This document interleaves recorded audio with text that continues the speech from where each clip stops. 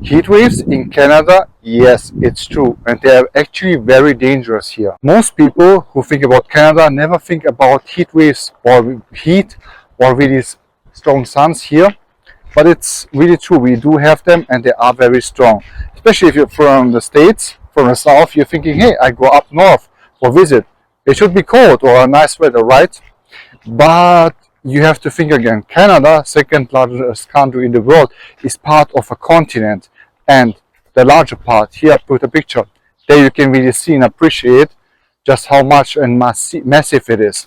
Especially like here in Saskatchewan, in the prairies, our weather is very similar to the weather of, let's say, Kazakhstan, Mongolia, Russia, or northern China. Really, it is very similar. And with this, we have very cold winter and very hot summers. So for example, today it was 33 degrees, and as you can see behind me, see all those big clouds. Sometimes it happens we get thunderstorms. I actually made a video and will post it soon, where yesterday suddenly a thunderstorm, massive amounts of rain, and driving is difficult. The biggest problem with this is actually because of all the potholes are suddenly invisible, so you can't see them and you drive in them. The heat, so yes, today it was 33 degrees, yesterday 30 degrees, and tomorrow.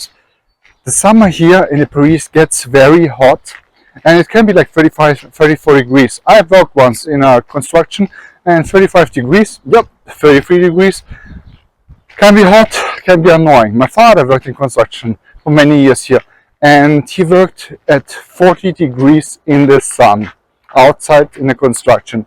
That was not very pleasant, and he came back all red like a lobster, but well, it's part of your job, right? I mentioned before that the heat waves here can be very dangerous. Also, well, if you are a person that has a body that is sensitive to heat and cold and all the temperature changes, it is bad for your health. For example, my sister, for her, if the weather suddenly changes all the time, she gets sick. For me, it's just a little bit, but I too have the issue. In Canada, in the winter time, here in the Prairies especially, it gets minus 30, minus 40. It can happen. In the summertime, we get regularly plus 30 degrees. For 1 week, for 2 weeks, can happen. And yeah, it's annoying. So the body changes from like 60 degrees up and down, and then a few months later we have winter again.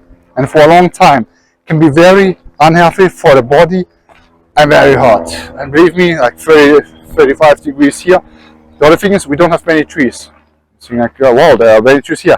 In the city, in the prairies, outside of the cities, we have rarely any trees, except if you go far north, everywhere trees. But here, outside, you see for miles and miles and miles, just corn and wheat and everything else. So if you are looking for a really nice, warm but not hot place to live in Canada, it's not the prairies. Well, maybe you have to, if you're immigrating to Canada, you have to live here in the prairies for a short while.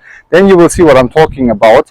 But otherwise, I will suggest to you that you live in the coast. British Columbia, Ontario, Quebec, beautiful.